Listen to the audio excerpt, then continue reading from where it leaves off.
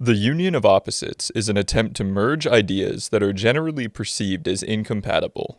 Ultimately, our goal is to demonstrate the integration of differences towards a new transcendent other, rather than simply seeking a neutral middle ground between them.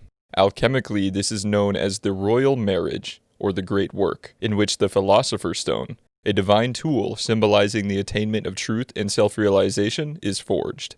We believe that polarities can be reconciled, as true growth and evolution will only occur by integration with, and not by the destruction of, opposition.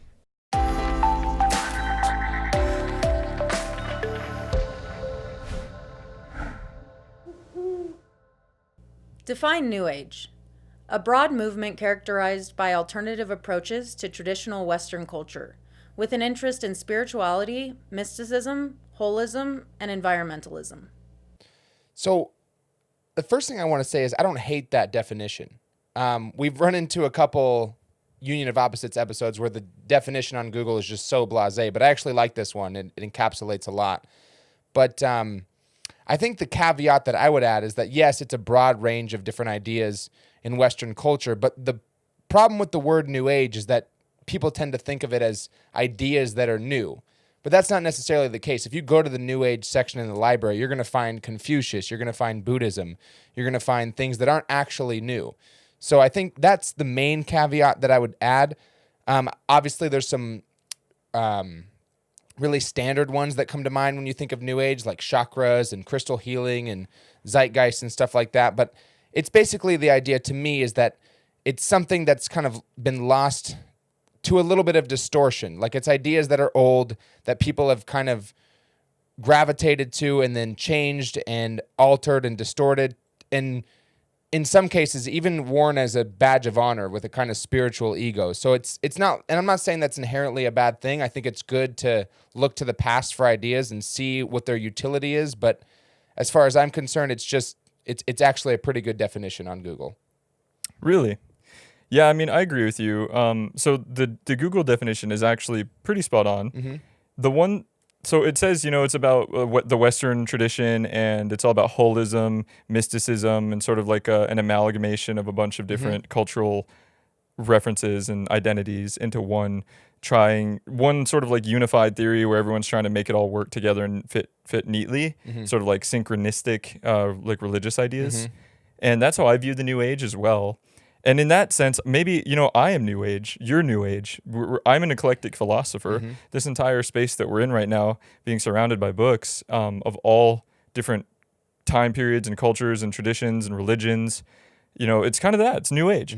And I think in that way, New Age sort of reflects the information era, the age of information, in a positive light.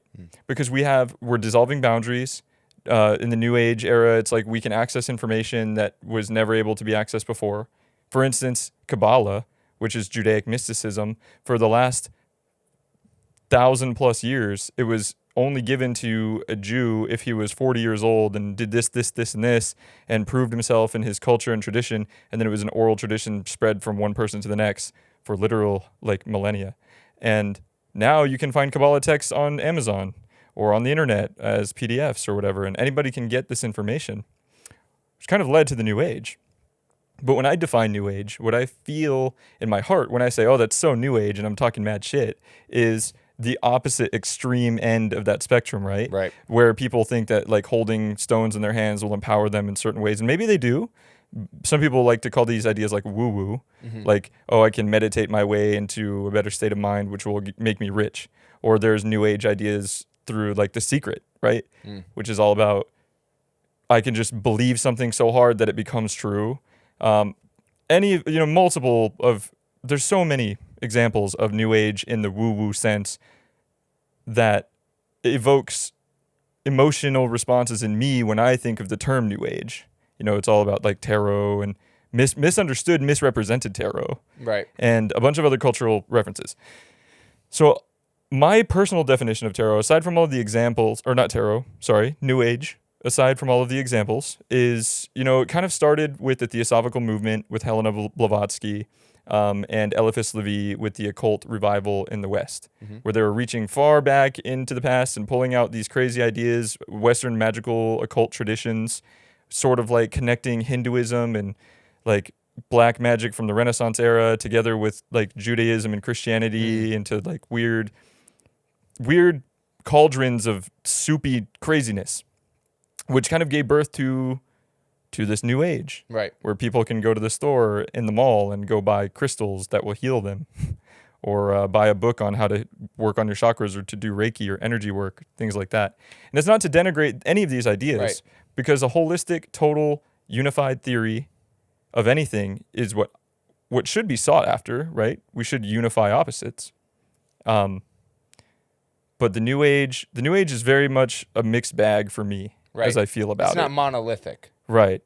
I mean, I definitely see the utility in some of these ideas, and I see the truth in some of them, but then I get really annoyed with some of the people who like embody the new age in a way where they shape their identity around stereotypes. Right. Because stereotypes have, and not to conflate stereotypes with the actual reality of the situation, but stereotypes have emerged through, as which is normal for a societal group.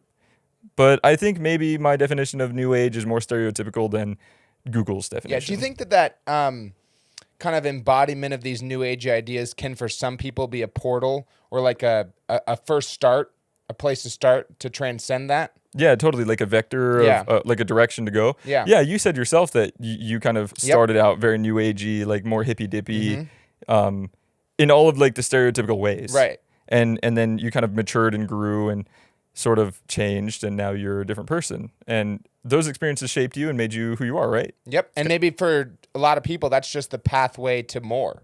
Definitely, which is why, I don't hate on it that badly. A lot of the ideas that people espouse within that community of the New Age movement, they come from places that I highly respect, like holistic philosophy or mysticism. Like those are things that I greatly regard, but all together in a big bag of total mixed upness, for lack of a better word right now. I don't know. Sometimes it just manifests in a way that annoys me. But that's my personal definition of New Age, is more along the lines of the stereotype. Agreed. Define religion. Action or conduct indicating belief in, obedience to, and reverence for a god, gods, or similar superhuman power. So I think atheists and religious people alike have a pretty easy time coming to terms with what the word New Age means. I think with religion, it's a little bit harder. I spent a lot of time debating atheists on my last podcast, and the one hurdle that we could never get over is agreeing on the definition itself. For me personally, I think etymology is really important when you're talking about the word religion, because it has so many cultural connotations and it's got a lot of baggage, and it's transpired to become different things over different periods in history. The word that I like the most is something akin to a respect for the sacred, or respect for direct experience itself, which at some level is just a perceptual experience, which means that anybody can be religious. And I know that that's a really vague definition, and it excludes all the institutionalized connotation, but I think it's more useful than the institutions themselves, because what the institutions actually have done is they've taken the doctrines of our ancient ancestors and they've claimed to be the gatekeepers of those doctrines. And not only of those doctrines themselves, but they've claimed to be the gatekeepers of the invoking of the experience that those doctrines can bring about. So for me personally, I think religion is more of an experience. It's more of a way of being, a way of thinking, a way of operating, rather than it is the institutions themselves. Yeah, 100%. I think I agree with that definition.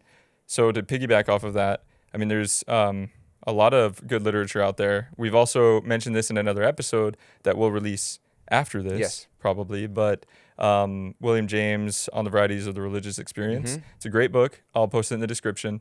And maybe we can do a book review about it one day. But in it, he talks about the differences between the religious experience, things that you can intuit yourself, maybe experiences that you have, near-death experiences, meditations, prayer, random things that happen where you feel like you meet a personal God or something that, something similar to that. Synchronistic events. Yeah, some sacred event that's happening to you specifically as an individual that no one else can understand, that you can't really speak to another person, but it has huge significance for you. And then there's the religious institution or the dogma, which is born out of people who have had religious experiences, who really just want to share their knowledge with people and share their excitement. Because really, honestly, man, it's like, dude, I just had this crazy, crazy thing happen to me. Let me share this with as many people as I can, because I think the whole world needs to know this. This is insane. Like, blew my mind. Let me blow your mind for a moment. Whether or not there's ego attached, most of the time we want to share. And that sharing usually turns into an exoteric representation of the esoteric event that occurred. Esoteric being the definition of that which is hidden, that which can't be explained. Exoteric being that which is easily explained through allegory or it's like a story or metaphor that's in the real, physical, tangible world. So a lot of the times, people have their religious experiences. They try to share them with people. They try to share that esoteric knowledge, but they can only give them metaphors or stories or symbols.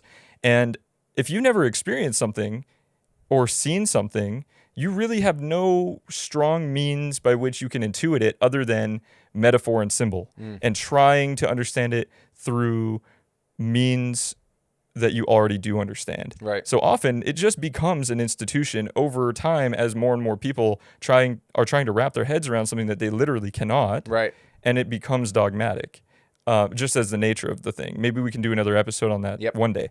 But that's my take on what you just said. And my definition of old religion or religion in general is kind of a balance between the two, the individual experience and the institution, characterized mostly by homogenous, single cultural groups in the past that utilized their religious institution as a means of inculcating values into the people to where they could easily grow and conglomerate and control the people in that society for better or for worse.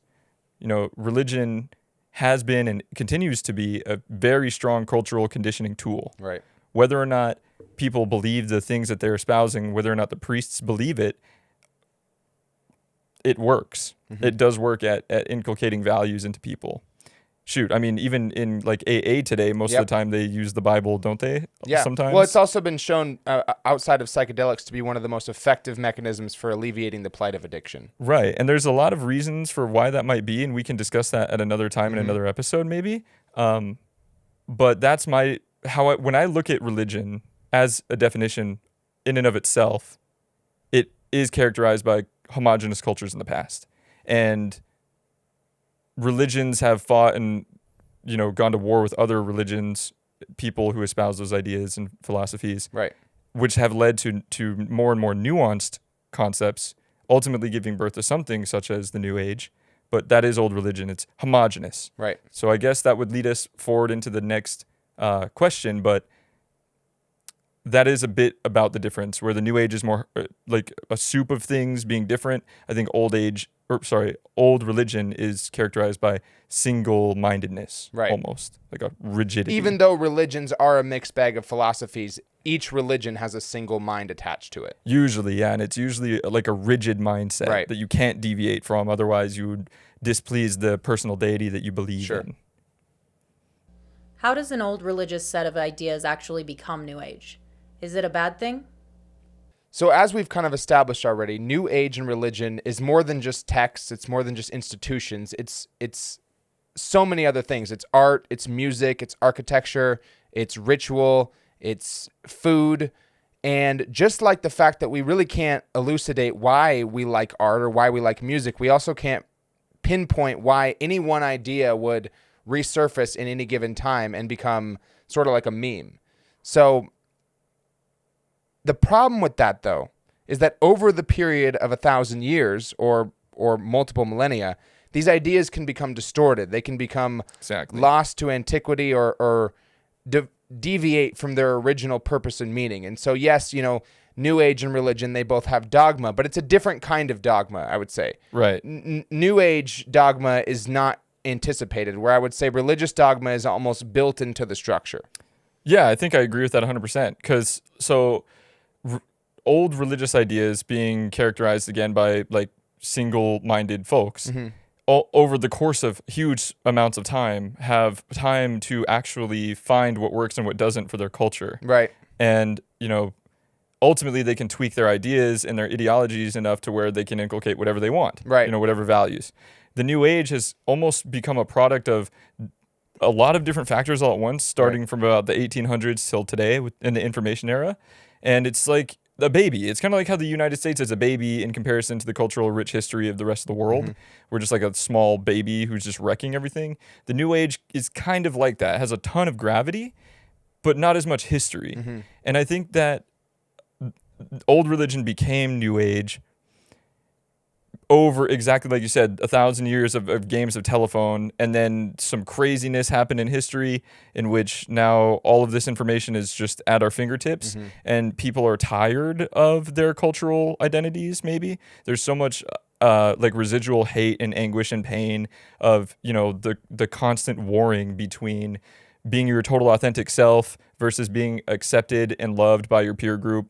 And I think that's been an ongoing battle for all of human history. Right. And just now that we have more perception and perspective, and people are seeing that struggle and feeling that struggle and putting words to it and understanding it, they're deviating and going apostate from their faith, and they're searching for information and ideas which are now readily available to them. And that just kind of acts as a catalyst, because you're mixing ignorance with an ignorance of the actual pathway to the correct enlightenment, right? But there's so much to taste from. It's like there's this giant feast in front of you, and you know that you don't really vibe with where you come from, but you don't know where you're going. You're tasting all these things, and eventually you're going to taste something that's poisonous, or you'll drink something that you're allergic to because you don't know that you're allergic to it. And that's kind of a metaphor that I'm trying to use to elucidate what's happening in the world, I think, on a very large scale. And so it's giving birth to this negative aspect of New Age. You know what I mean? I think wisdom without the proper context can be really dangerous. And I think most New Age ideas do come, or at least originate from, old religion. But to bring it back to the question, though, is that a bad thing? Well, I mean, it's not necessarily bad. It can be bad, definitely. I would say first, yes, it can be bad because, again, you're lacking guidance, right? You're playing with fire. You're playing with something you don't know. Someone may be doing some Kundalini energy meditations, can do something and damage themselves, you know, unlock pathways that they don't know how to close. Maybe someone's experimenting with psychedelics because it's part of the New Age. And they don't do the proper research, and they got their hands on some drugs they heard about, and then they hurt themselves. Or others. So on and so forth, right? Physically or psychologically. Right. We just run into problems, and it's just because we're like babies. Honestly, we're just ignorant to the path, ignorant to the means by which we should go about obtaining this wisdom and knowledge, but it's all in front of us. It's all available. That's the bad part. But the good part is that it does break down cultural barriers. It dissolves boundaries. It allows us to awaken to different cultural ideas. It allows us to shape our own identity however we wish. It gives us a lot of control and power over our own destiny. You know what I mean? And it just teaches us compassion and acceptance more than anything. Whereas old religious ideas can be quite rigid and usually exclusive. Right, but their utility is that they kind of have a system that's honed in on. So, they have this flawless way to evoke these experiences without necessarily causing that unanticipated side effect of psychological damage or opening a can of worms that you can't close anymore. Yeah, I mean, and there is utility in the old religious ideas in that exact way, for sure. You're right. You know what you're going to get out of it for the most part. If people follow the doctrine and the dogma, then they're going to become this type of person, and you can count on that most of the time. So finding a balance in between the two is a little difficult. We're going to get there as we continue with this conversation. But it's all about how, like, whether or not it's a good or a bad thing. The esoteric becoming exoteric without guidance, without a church, can become volatile and dangerous. But if churches are erected out of the New Age, it will become the same exact thing that the old age or that the old era was. So I think people are seeking answers, but leery of becoming dogmatized. But again, the nature of human beings in general, when they're trying to seek understanding of something that they don't understand, that they don't know, that they don't have any means of obtaining the actual experiential knowledge of, they can only go off of the motifs and the symbols and the metaphors and the allegories and all of the things. And I think that New Age itself can become dogmatic without even being aware of it. It's like unconsciously dogmatic. Right. I think the churches kind of knew that. That's literally the cause of so much atrocity and war, is literally the suppression of new information because of the fear that it can somehow distort or alter the overarching cultural philosophy. Are we trying to unify opposites in a way that fits our own agenda? Does that make us dogmatic and purely religious? Does it make us New Age? Is that a bad thing?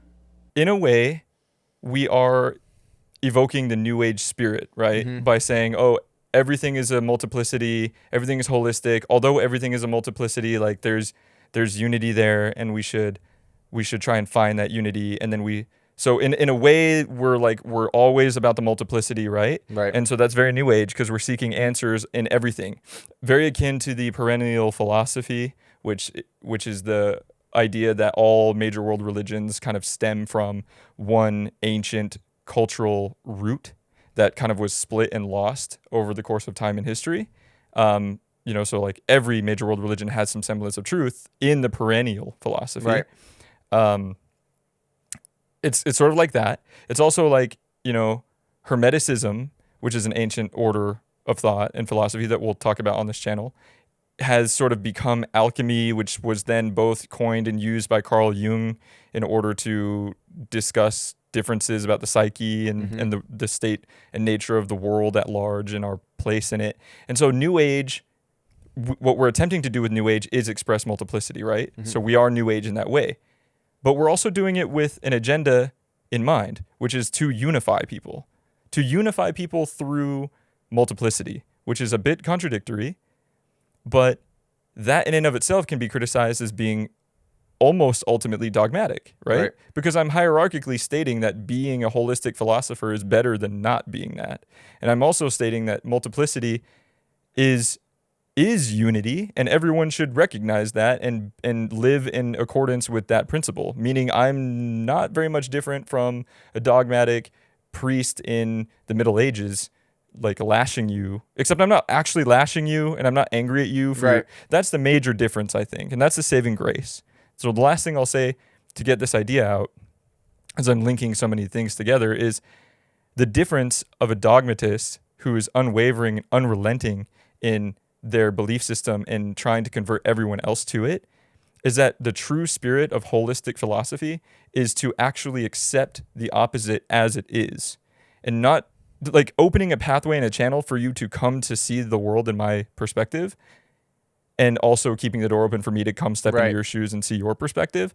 But it's not for the sake of making us a homogenous, like, oneness with no actual difference or deviation or unique quality about each other.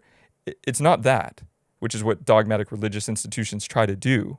It's really like a recognition that all multiplicity is actually oneness. So all multiplicity should be allowed to be multiple and express itself wholly, and the whole picture is still perfect. Right. And so trying to do that in a way where, we're going to tell people about this and we want you to see the world in our perspective, but we accept you if you don't, and it's cool. That's kind of like the perfect balance between the two, to where it isn't going to become a bad thing. Right.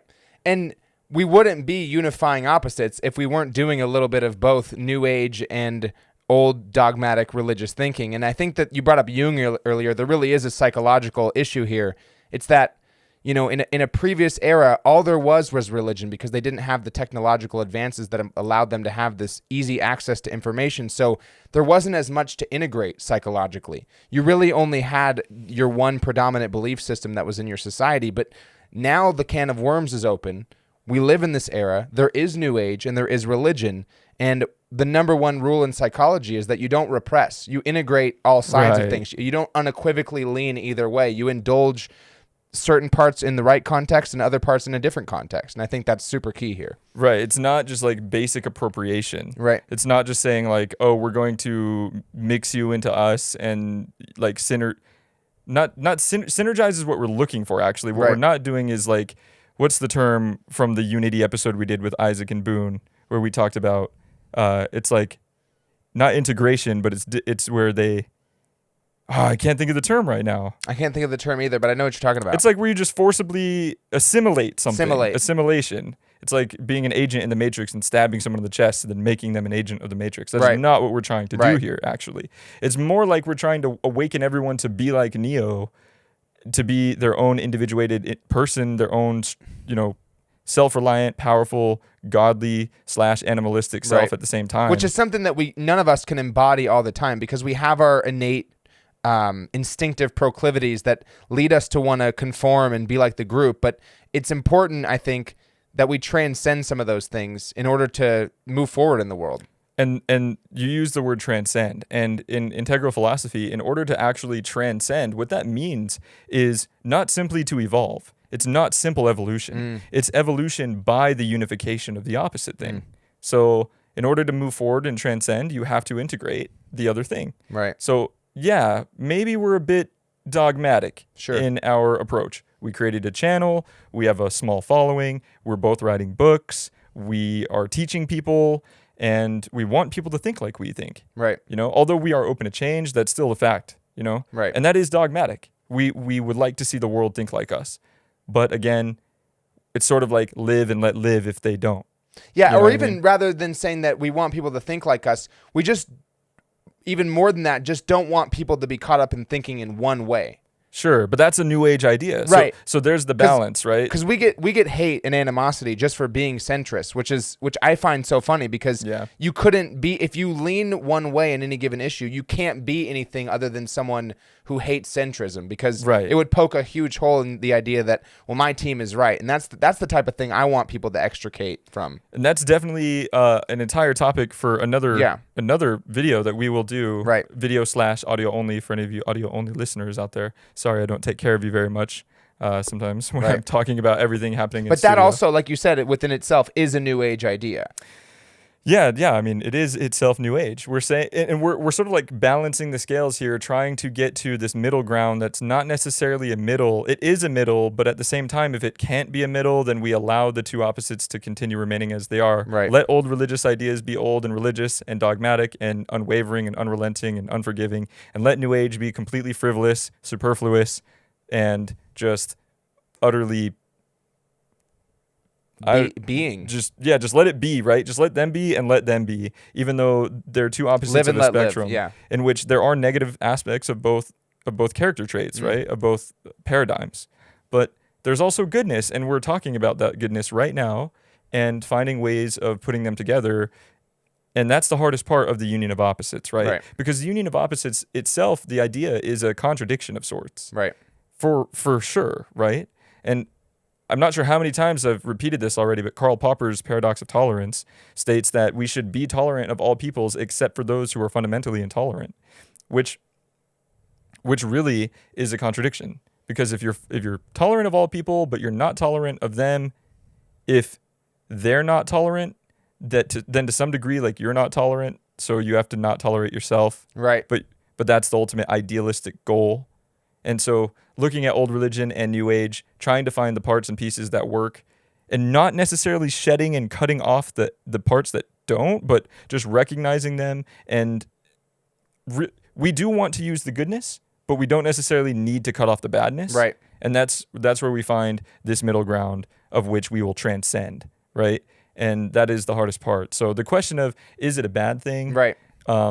Yes and no. It's kind of like, this philosophy of unifying the opposition is sort of a tool. Right. And you can use it one way or another. It's really just up to the will, I guess. Right. To the will. And I hope it doesn't come off as like pompous or annoying that the answer to a lot of these questions is yes and no. But I do just want to reiterate that it wouldn't be a union of opposites if it wasn't.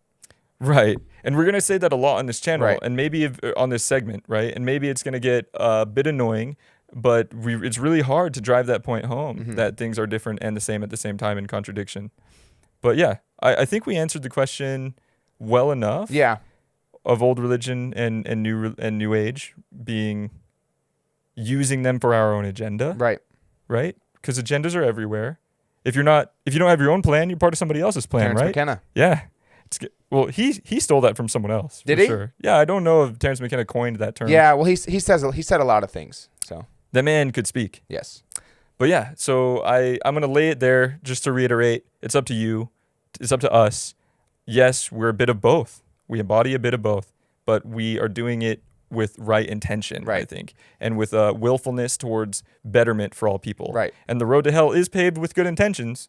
So maybe we are mistaken and we are crazy and we're just leading the world to a deeper pit of hell, or we're not. Right. Really. And I would challenge the listener and the viewer to look within yourself and really assess whether or not you're a bit new age or dogmatically religious. Because like I said, we live in a time where both of those are prevalent. They both exist. There's nobody really going to war over them. So they just are allowed to be. So, and you live in that world. So there's a great chance that you embody some of those philosophies and principles. You mean like there's no dogmatic church that is regulating what comes out of the New Age movement is what you mean? Yeah, well, they can't because the internet exists. Yeah. I mean, even with old religious ideas, it's kind of the case too. Yeah. You know what I mean? Right. For sure. Even old religious, more and more people are going apostate from their old religions because of misrepresentation even, and misinterpretation and misunderstanding of ages-old texts and rituals. Just because there's so much information out there now, things get muddied up. You know what I mean? Absolutely. Everyone has their own opinion. With that, should we move on? Sure. All right. How can we be sure which concepts are good or useful and which ones are bad or unhelpful? Is old religion better than New Age? Well, we kind of touched on that question just in the last one. Briefly. Oh, briefly. It's good that we're talking about this, right? So the question is, what's good and what's bad? How can you know? Mm-hmm. Yes, there's a ton of good and a ton of bad. We briefly alluded to it. In the New Age, there's a ton of misunderstanding, misinformation, watered down information, a ton of charlatans, everyone stealing everyone else's ideas, reskinning them with some new pretty language that no one's ever heard before to give it to the masses to make a buck or to gather some control or create a cult and, whatever, just a ton of charlatans. Mm-hmm. I mean, even Helena Blavatsky, who created the Theosophical movement and really contributed to the occult Western esoteric revival, was a charlatan in some shape and form, and people are just people and it's just what happens. But that's all the bad stuff in the New Age, in my opinion, as well as so much information people don't know where to go. We said that earlier, and a bunch of other things. Of course, dogmatic, old faith, old religious ideas are very much rooted in dogma, people killing people for their ideas, being totally rigid. Those are all things that we've talked about too. Right. How can you spot which of these are bad is kind of like how they unfold in society, right? And it's harder to tell what is truly bad in the New Age. Like, yeah, I can complain about misinformation or watered down ideas, but I don't actually know what the impact of that is going to be. I have assumptions that I can make based on my reasoning and my inferences, which is why I think they're bad ideas, but really we're not too sure. At least I'm not too sure. If somebody out there has some actual examples in the real world with evidence of recent occurrences that have unfolded in terribly chaotic ways because of the nature of the New Age, and that being at the root of the problem, let me know in the comments, because really it's so new. I don't think that there is any one large example like the Crusades, Right. or like the Inquisition, or this thing or that thing. You know what I mean? As far as the old religious dogmas go, it's just not old enough. There's not enough history. Right. But I think that we can try to determine what's good and what's bad based on not just how it makes us feel, but the actual phenomenological things that unfold in history. So right now, it's my opinion, I can only make assumptions about what's bad about the New Age. I know what's bad about old age religious ideas. Right. Kind of make some inferences, use some reasoning, bada bing, bada boom, bam. Now you've got some direction that you can go in. And that's kind of where I'm at individually, in my own personal opinion, in the middle of this chaotic soup of the New Age. Yeah, and I think starting with religion, I think most intellectuals agree that religion was efficacious from a evolutionary standpoint. For one, it was a unifying endeavor.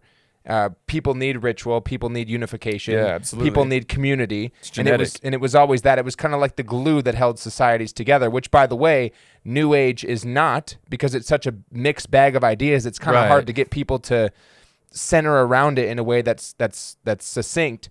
But also there's, the idea that if, a belief in a judgmental God might prevent someone in your society from committing atrocity. I mean, the Eastern had their own derivative of that. They had karma, right, which isn't so much like an angry God who's going to smite you if you murder your brother. Very misunderstood. It's more so like your actions kind of lead you to the place that you are in life, so you should be very cautious of your actions. So I think that's pretty well established. I think the question now that most intellectuals have is, what is the status of religion, and how is it relevant to the time, or is it relevant at all? Should it be completely discarded? I personally don't think so.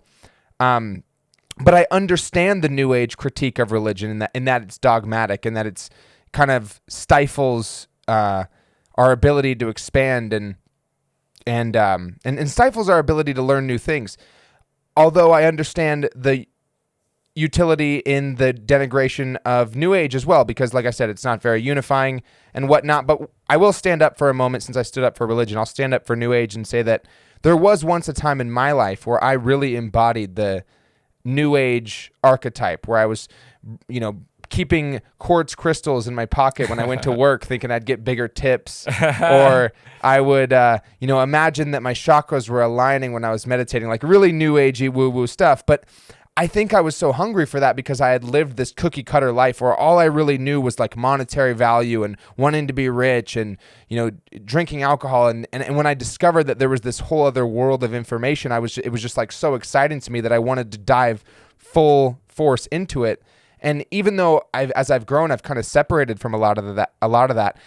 I wouldn't be the person I am today without it. Like I wouldn't have transcended that to go on and learn about actual philosophy and actual theology had I not really dove deep. So you touched on a few things there, which we have said earlier in this video, but I'll reiterate again. Old religion was very rigid and stoic, right? A lot of the time. And it had these giant institutions, where the New Age is very dissolute. It is dissolving. Right. It is like mercury or some sort of solvent where it's just breaking things down. And finding, that could be good. In your instance, it was good because it allowed you to live a life where you experience enough things to come out of it relatively unscathed and becoming a better person for it. In the opposite spectrum, because there is good and bad in all things, we could say, had you gone even slightly a different direction, dissolving all of your cultural boundaries could have led you to being a heroin addict or like homeless on the street or like robbing people for whatever's, or a hermit in the woods, which could be good or bad, right? Right. Could be good and bad for a lot of reasons. And old age and institutional religious concepts and groups are good because they give us structure. They stop us from killing each other. They give us hope and meaning and strength when we are weak.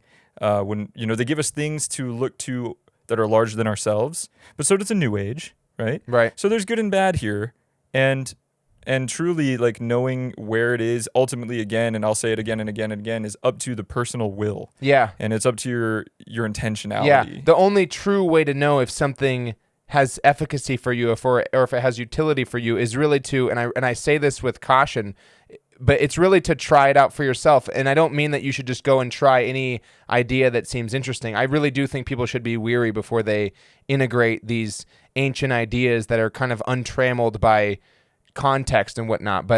But for me personally, in my own anecdotal experience, I learned what was good and what was bad and what was helpful and what was not by just doing it. Yeah, and just living and experiencing and studying and using reason and discernment and trying to listen to people who are more wise than you. Right. But then again, that's how dogmas are formed, and that's how people misunderstand each other, and that's how religious institutions are born and built in the negative space in a neurotic way. So really, ultimately, it all is going to be boiling down to, in every one of these Union of Opposites episodes, will boil down to discernment, your own intuition, your own knowledge, and your own force of will. And we may make wrong decisions and right decisions within the spectrum of the two poles of good and bad, right? We certainly will. But hopefully, ultimately, we are always moving forward towards that ideal. Right. The ideal of which we can never actually obtain, and that will lead us to betterment. We just have to be smart and use discernment in which ideals we choose to value. How can we incorporate both into our lives in a nuanced and balanced way? That's a really good question.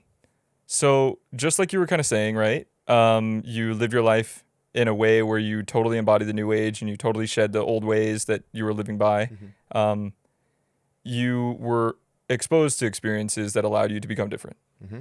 So what I would say again to that is use the function and fabric of the old religious order of thought as a fulcrum for your new ideas that are gained via New Age outlets.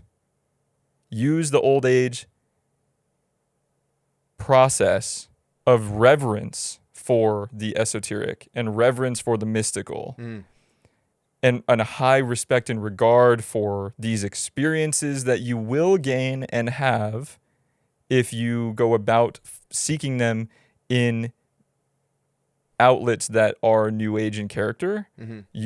That's the best way to balance them in a nuanced way, right? So again, we're not adopting the dogma of old religious orders, but we will adopt the reverence and respect for, if not a deity, then whatever the experience is that unfolds from that process. Rather than arguing with religious people if we are anti-religious on whether or not their God exists, their personal God exists, I think that we should take the value that lies underneath that belief in that personal deity and attach that to any information and knowledge that we get out of our New Age experiences. Because the New Age, and again, the New Age is watered down. There's a lot of misinformation. So you need to be careful at what you are revering as the highest truth or even close to it. So there's a balance, right? Because, yeah, we should revere the New Age ideas, but we have to be leery and weary of them because maybe we're giving too much reverence to something that's complete, utter bullshit, something totally fabricated by some charlatan, right? So incorporating both of them is, again, using discernment, seeking answers, being vulnerable, forgiving yourself for making mistakes, but approaching it in a way where you accept both and accept the good and the bad in both as you just kind of find a path that you move forward in that makes sense to you using your own intuition. That's the only way that you can, in my opinion, be successful at unifying these particular opposites. Right. And I think one way that we can do just that by using the old religious framework as a fulcrum to bring us to, or to embody these New Age ideas in a way that's, you know, it's nuanced and it's not dogmatic, is to have reverence for the origin of these ideas, to look back and understand the history and why the impulse even came about in the first place for these ideas to manifest. And one of the implications of that, and I'll say this on religion's behalf, is that there once was a time where if you lived somewhere, everybody was Hindu or everybody was Christian. And in that situation, it's so hard to develop spiritual ego because I don't think anything differently than my neighbor because we're all attached to this religion.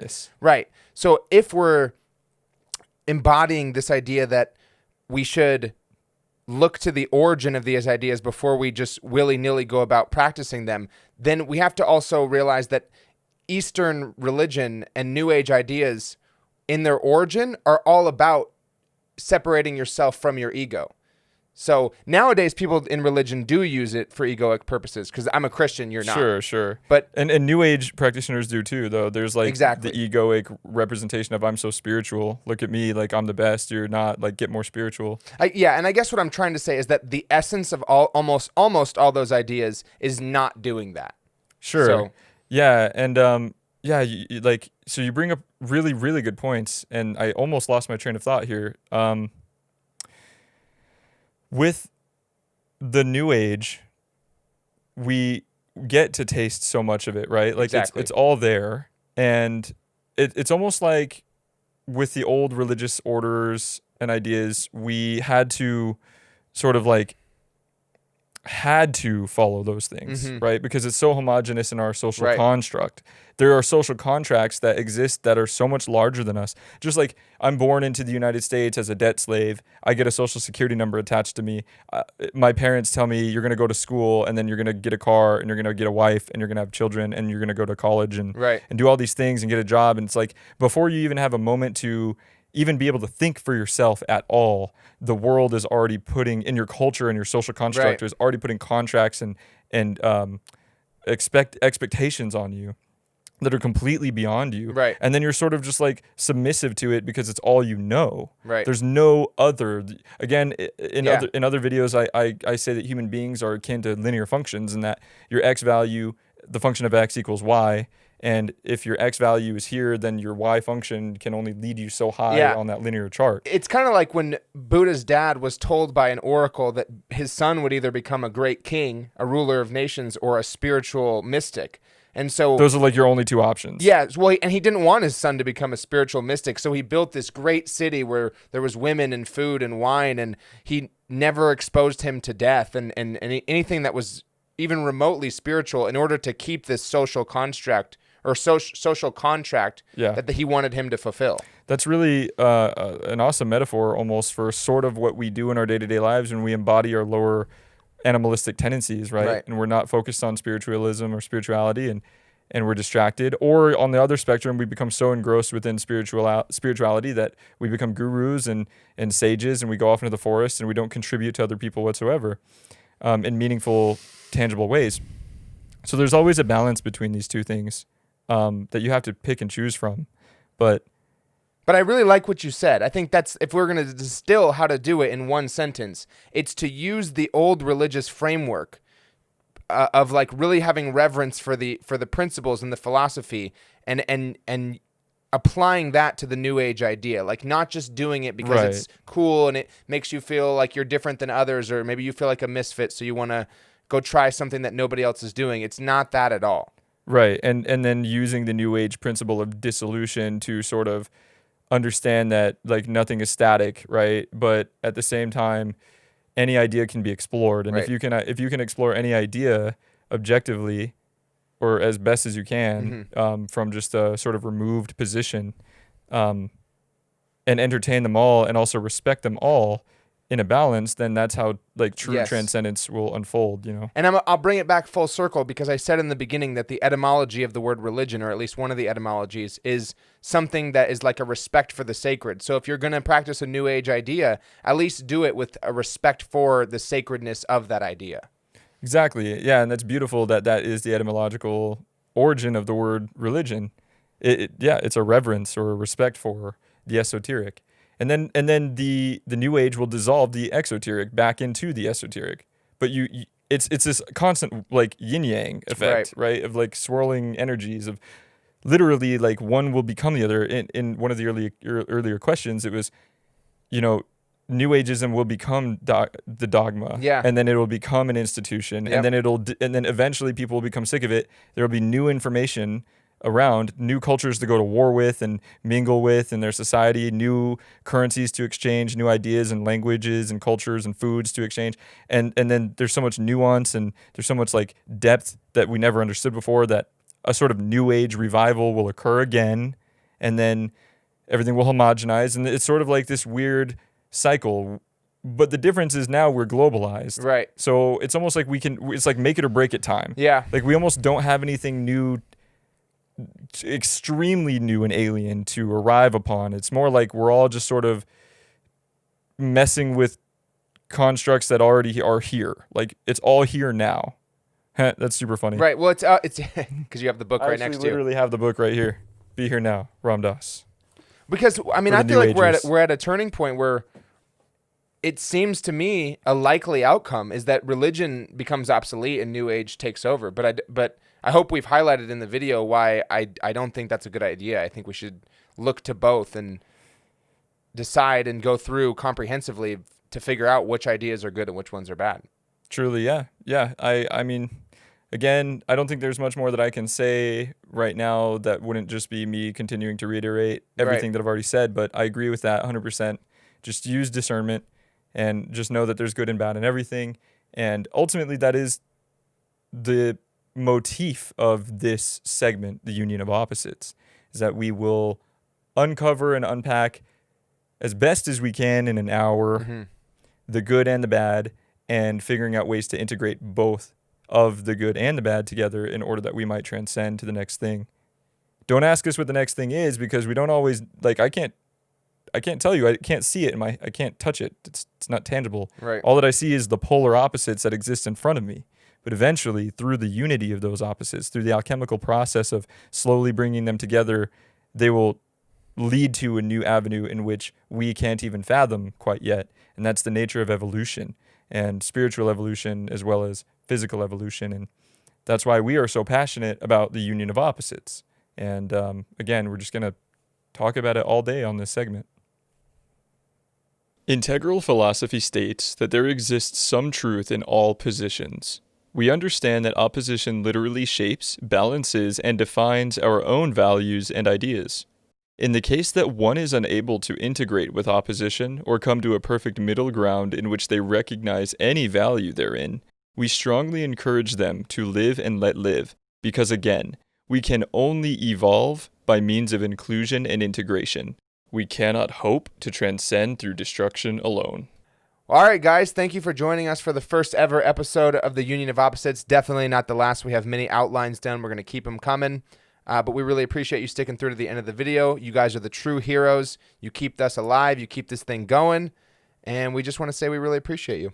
Yeah, thank you. And, if anyone out there who's listening or watching or both has an idea in your head for two opposite things that you just want to see us talk about, shoot it in the shoot it in the comments, send us a DM on one of our social medias. Or you can email us. Yeah, or email us. Let us, just reach out in some way, shape, or form and say, hey, I have these two ideas, and maybe we can talk about it. We can do a discourse episode with you. But if you have an idea and you want to see us talk about it, shoot it to us. We'll do it on an episode of the Union of Opposites. And don't forget to like, subscribe, and the really big one these days is to share, because YouTube's algorithms suck. Don't say that out loud, man. Sorry, we're on YouTube, man. It's all good. It's all good. But you can follow us on Spotify, Google, iTunes, pretty much any other major streaming platform. We have Facebook, Twitter, Parler, Instagram. And those are all the places you can find us. And thank you for joining us in continuing the great conversation.